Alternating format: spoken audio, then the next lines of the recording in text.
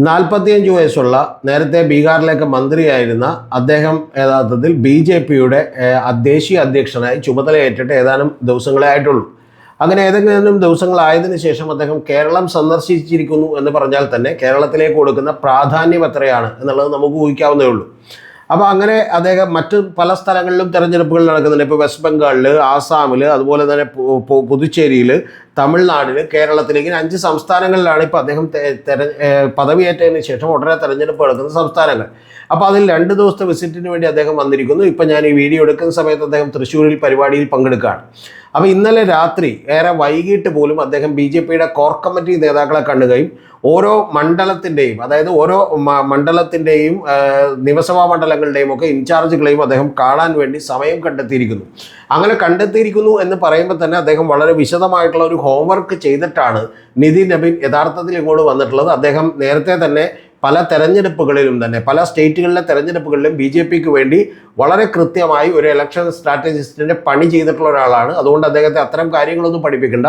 അദ്ദേഹം വളരെ എഫക്റ്റീവായിട്ടുള്ള ചില നിർദ്ദേശങ്ങൾ കൂടി BJP നേതൃത്വത്തിന് കൊടുത്തിട്ടുണ്ട്. എന്ന് പറഞ്ഞാൽ BJP അതിശക്തമായിട്ടുള്ള ഒരു പോരാട്ടത്തിന് കേരളത്തിലേക്ക് ഇറങ്ങുന്നു എന്നുള്ളതാണ് ഏറ്റവും പ്രധാനപ്പെട്ട കാര്യം. അതിൽ തന്നെ UDF അടക്കം ഭയക്കേണ്ട ഒരു കാര്യം എന്ന് പറയുന്നത്, അദ്ദേഹം പറയുന്നത് ഒരു 30 മണ്ഡലങ്ങളിൽ കൂടുതലായി ഫോക്കസ് ചെയ്യണമെന്നാണ്. എന്ന് പറഞ്ഞാൽ 30 മണ്ഡലങ്ങളിൽ BJP കൂടുതലായി ഫോക്കസ് ചെയ്യുമ്പോൾ അത് ഉറപ്പായിട്ടും ഭരണവിരുദ്ധ വികാരത്തിൻ്റെ വോട്ടുകൾ ഭിന്നിപ്പിക്കുകയും ഒരു 15-20ഓളം മണ്ഡലങ്ങളിലും BJP ജയിച്ചില്ലെങ്കിൽ പോലും അത് LDFന് അനുകൂലമായി തീരാനുള്ള സാധ്യതകളുമുണ്ട് എന്നുള്ളതാണ് വിശ്വാസം.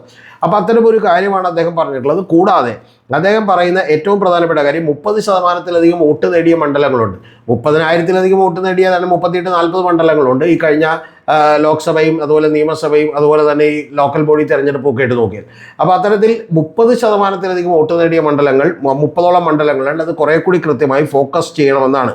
ആ ഫോക്കസ് ചെയ്യുമ്പോൾ അഭിമുഖീകരിക്കാൻ പോകുന്ന പ്രശ്നങ്ങളെക്കുറിച്ചും അദ്ദേഹത്തിന് വളരെ വ്യക്തമായ ധാരണയുണ്ട്. അദ്ദേഹം പറയുന്നത്, നിങ്ങൾക്ക്, അതായത് BJPക്ക് ഭരണത്തിലേറാൻ കഴിയില്ല എന്ന് പറയുമ്പോൾ ആളുകൾ വോട്ട് ചെയ്യാൻ മടിക്കും. അതുകൊണ്ട് BJP ഇത്തവണ കേരളത്തിലെ ഭരണം പിടിക്കും എന്നുള്ള ഒരു നരേറ്റീവ് തന്നെ ബിൽഡ് ചെയ്യണമെന്നാണ്. പക്ഷെ അത് എത്രത്തോളം സാധ്യമാകും എന്നുള്ളത് നമുക്കറിയില്ല. പക്ഷെ അദ്ദേഹം പറയുന്നത് അങ്ങനെ തന്നെ ഒരു നരേറ്റീവ് ഈ മണ്ഡലങ്ങളിലെങ്കിലും ബിൽഡ് ചെയ്തുകൊണ്ട് വേണം നമ്മൾ എന്ത് ചെയ്യാൻ, ഒരു പ്രവർത്തനം നടത്താൻ എന്നുള്ളതാണ് പറയുന്നത്. കൂടാതെ അദ്ദേഹം പറയുന്നത് ഈ ഇരു മുന്നണികളും, അതായത് LDF UDF ഒക്കെ ഭരിച്ചു മുടിപ്പിച്ചതാണ് ഇവിടെ. അത്തരത്തിൽ ഭരിച്ചു മുടിപ്പിച്ചിട്ടുള്ള ഒരു കേരളത്തെ രക്ഷപ്പെടുത്തുന്നതിന് വേണ്ടി നമ്മൾ വന്നേ തീരൂ എന്ന് പറയുന്ന മോദിജിയുടെയൊക്കെ ഡെവലപ്മെൻറ്റ് പ്രൊജക്റ്റുകൾ ഉയർത്തി കാണിച്ചുകൊണ്ട് വലിയ പ്രചരണം നടത്തണമെന്നാണ്. മൂന്നാമത്തെ ഏറ്റവും പ്രധാനപ്പെട്ട കാര്യം, കേരളത്തിൽ ഇപ്പോൾ വലിയ വിഷയമായിട്ടുള്ള ശബരിമല സ്വർണ്ണക്കൊള്ളയുമായി ബന്ധപ്പെട്ട് ഇന്നിപ്പോൾ ഞാൻ ഈ വീഡിയോ എടുക്കുമ്പോൾ യഥാർത്ഥത്തിൽ അവിടെ അടൂർ പ്രകാശിനെ ചോദ്യം ചെയ്ത് കഴിഞ്ഞിട്ടേ ഉള്ളൂ 2.5 മണിക്കൂർ. അപ്പോൾ അതിൽ ഇടതുപക്ഷവും അതുപോലെ തന്നെ UDFും ഒക്കെ ഒരുപോലെ തന്നെ പങ്കാളികളാണെന്നും അവരെ ഇത്തരത്തിൽ ശബരിമലയെ നശിപ്പിക്കാൻ വേണ്ടി ശ്രമിക്കുകയാണെന്നും അതുകൊണ്ട് തന്നെ അതിനെ മറികടക്കാൻ വേണ്ടി ഞങ്ങളെ ഭരണത്തിലേറ്റണമെന്നും പറഞ്ഞുള്ള ഒരു പ്രചരണങ്ങൾക്ക് നിങ്ങൾക്ക് തുടക്കമിടണമെന്നാണ് അദ്ദേഹം പറഞ്ഞേക്കുന്നത്. കൂടാതെ കുറച്ചുകൂടി ഡീപ്പ് ആൻഡ് ഡീറ്റെയിൽഡ് ആയിട്ടുള്ള ചില പ്ലാനുകളിലേക്ക് കൂടി അദ്ദേഹം കൊടുത്തിട്ടുണ്ട്. ഇത്തരം കാര്യങ്ങൾ, അതായത് അധികാരത്തിൽ ഏറുമെന്ന പ്രതീതി സൃഷ്ടിക്കണം, കേരളത്തെ ഭരിച്ചു പൊടിപ്പിച്ചു വികസനമില്ല എന്ന് പറയുന്ന ഒരു പ്രതീതി സൃഷ്ടിക്കണം. കൂടാതെ നിങ്ങൾ അറിയേണ്ടത് ഈ പറയുന്ന പോലെ BJP ഇത്തവണ ഭരണം പിടിക്കുമെന്ന് പറയുന്ന ഒരു പ്രതീതി സൃഷ്ടിക്കണം എന്നാണ് പറഞ്ഞേക്കുന്നത്. ഇതിനുവേണ്ടി അദ്ദേഹം മണ്ഡലത്തിൻ്റെ ഓരോ ഇൻചാർജുകളെയും കാണുകയും താഴെത്തട്ടിലുള്ള പ്രവർത്തനം അതിവേഗം വ്യാപിപ്പിക്കുകയും വേണം എന്നാണ് അദ്ദേഹം പറഞ്ഞേക്കുന്നത്. കൂടാതെ ഇതിൽ അദ്ദേഹം പറയുന്ന മറ്റൊരു പ്രധാനപ്പെട്ട കാര്യം, ഓരോ മണ്ഡലത്തിലെയും വോട്ടുകളെ 4ആയി തിരിക്കണം എന്നുള്ളതാണ്. ഇത് മറ്റു മാധ്യമങ്ങളൊന്നും റിപ്പോർട്ട് ചെയ്തിട്ടില്ല എന്നാണ് ഞാൻ വിചാരിക്കുന്നത്. ഇന്നലെ രാത്രി വളരെ വൈകി കഴിഞ്ഞുകൊണ്ടായിരിക്കാം, നാളെയൊക്കെ ചിലപ്പോൾ റിപ്പോർട്ടുകൾ പുറത്തേക്ക് വന്നേക്കാം. രാഷ്ട്രീയമായി, അതായത് ഏത് സാഹചര്യത്തിലും ഇപ്പം ജയിക്കുമെന്നോ തോൽക്കുമെന്നോ ഒന്നും ചിന്തിക്കാതെ രാഷ്ട്രീയമായി BJPക്ക് ഉറപ്പായും വോട്ട് ചെയ്യും എന്ന് പറയുന്ന ആളുകളുടെ ഒരു ലിസ്റ്റ് നിങ്ങൾ ഉണ്ടാക്കണം. അത്തരത്തിലുള്ള ആളുകളെ കണ്ടെത്തി വളരെ കൃത്യമായി ഗ്രൗണ്ട് ലെവലിൽ വർക്ക് ചെയ്തുകൊണ്ട് പ്രവർത്തകരുടെ കയ്യിൽ നിന്ന് അത്തരത്തിലുള്ള ലിസ്റ്റ് ഉണ്ടാക്കണം എന്നാണ്. രണ്ടാമത്തേത്, BJPക്ക് വോട്ട് ചെയ്യാൻ സാധ്യതയുള്ളവരുടെ ലിസ്റ്റ് ഉണ്ടാക്കണം എന്നുള്ളതാണ്. അതായത് BJPക്ക് വോട്ട് ചെയ്തേക്കും എന്ന് പറഞ്ഞാൽ മിക്കവാറും തന്നെ ചെയ്തേക്കും, ഒരു 70-80% ചെയ്യാൻ സാധ്യതയുണ്ട് എന്ന് പറയുന്നവരുടെ ലിസ്റ്റ് കൂടി ഉണ്ടാക്കണം എന്നുള്ളതാണ് അദ്ദേഹം പറഞ്ഞേക്കുന്നത് ഓരോ മണ്ഡലത്തിൽ. കൂടാതെ മൂന്നാമത്തേത്, നിഷ്പക്ഷ വോട്ടുകൾ, അതായത് BJPക്ക് വോട്ട് ചെയ്യുന്ന അർത്ഥമില്ല, പക്ഷെ അവർ എന്ന് പറയുന്നത് സ്വിംഗ് വോട്ടേഴ്സ് എന്നൊക്കെ നമ്മൾ വിളിക്കാവുന്ന, ഏത് തെരഞ്ഞെടുപ്പിലും മാറി മാറി വോട്ട് ചെയ്യുന്ന വോട്ടുകൾ, അത്തരത്തിലുള്ള നിഷ്പക്ഷ വോട്ടുകൾ എന്ത് ചെയ്യണം, ഉണ്ടാക്കണമെന്നും.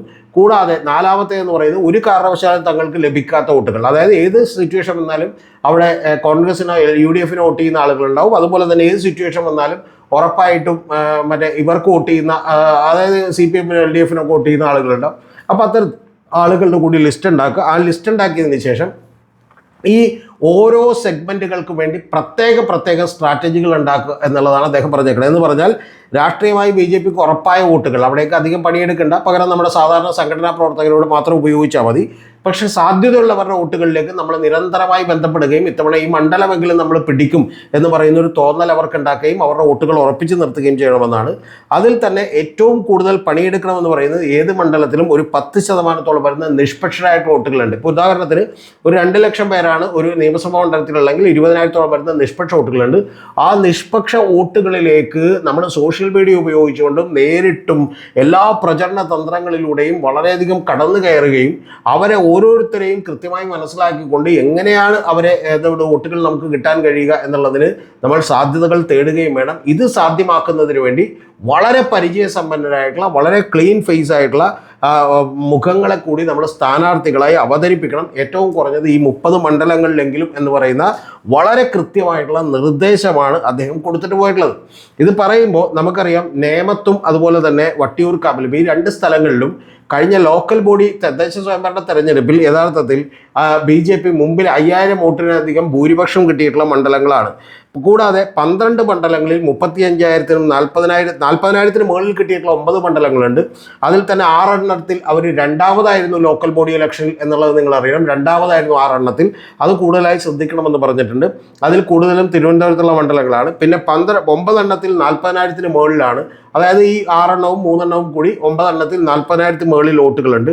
12 എണ്ണത്തിൽ 35,000-നും 40,000-നും ഇടയ്ക്ക് വോട്ടുകളാണ്. 13 എണ്ണത്തിൽ 30,000-നും 35,000-നും ഇടയ്ക്ക് വോട്ടുകളുണ്ട്. അപ്പോൾ ഇത്തരത്തിൽ വോട്ടുകളുള്ള വലിയ മണ്ഡലങ്ങളെ പ്രത്യേകമായി ഫോക്കസ് ചെയ്തുകൊണ്ട് വലിയ തോതിൽ പണമിറക്കിക്കൊണ്ട് വലിയ നേതാക്കന്മാർക്ക് തന്നെ കേരളത്തിലെ ഏറ്റവും അറിയപ്പെടുന്ന നേതാക്കന്മാർക്ക് തന്നെ ചാർജ് കൊടുത്തുകൊണ്ട് അതിൽ കഴിയുന്നത്ര ആളുകളെ നേരത്തെ തന്നെ മുൻകൂട്ടി തീരുമാനിച്ചുകൊണ്ടുള്ള തെരഞ്ഞെടുപ്പിലേക്ക് പോകണം എന്ന് പറഞ്ഞുകൊണ്ടാണ് ഇന്ന് അദ്ദേഹം തൃശ്ശൂരിൽ പ്രസംഗിക്കുന്നത്. യഥാർത്ഥത്തിൽ വലിയ ഈ പറഞ്ഞ പോലെ ഇലക്ഷൻ പ്രചരണത്തിന് കഴിഞ്ഞ തവണ നരേന്ദ്രമോദി വന്ന് തിരുവനന്തപുരത്ത് തുടക്കമിട്ടതുപോലെ തന്നെ അതിനെ ആക്സിലറേറ്റ് ചെയ്യാൻ തൊട്ടടുത്ത ദിവസങ്ങളിൽ തന്നെ, അതായത് നരേന്ദ്രമോദി വന്ന് പോയി കഴിഞ്ഞതിന് ശേഷം വിരലിലെണ്ണാവുന്ന ദിവസങ്ങൾക്ക് ശേഷം തന്നെ യഥാർത്ഥത്തിൽ BJPയുടെ അഖിലേന്ത്യാ പ്രസിഡന്റ് കേരളത്തിലേക്ക് എത്തിയിരിക്കുന്നു എന്ന് പറഞ്ഞാൽ ഇത്തവണ ഏറ്റവും കുറഞ്ഞ പക്ഷം ഒരു 10 MLA-മാരെ ടാർഗറ്റ് ചെയ്യുകയും 5 MLA-മാരെങ്കിലും ഉണ്ടാക്കുകയും അങ്ങനെ കേരളത്തിലെ ഏറ്റവും വലിയ പ്രതിപക്ഷമായും വലിയ പാർട്ടിയായും മാറുകയും പിന്നെ 2031 ഭരണം പിടിക്കാനുള്ള ലെവലിലേക്ക് എത്തുകയും ചെയ്യണം എന്ന് പറയുന്ന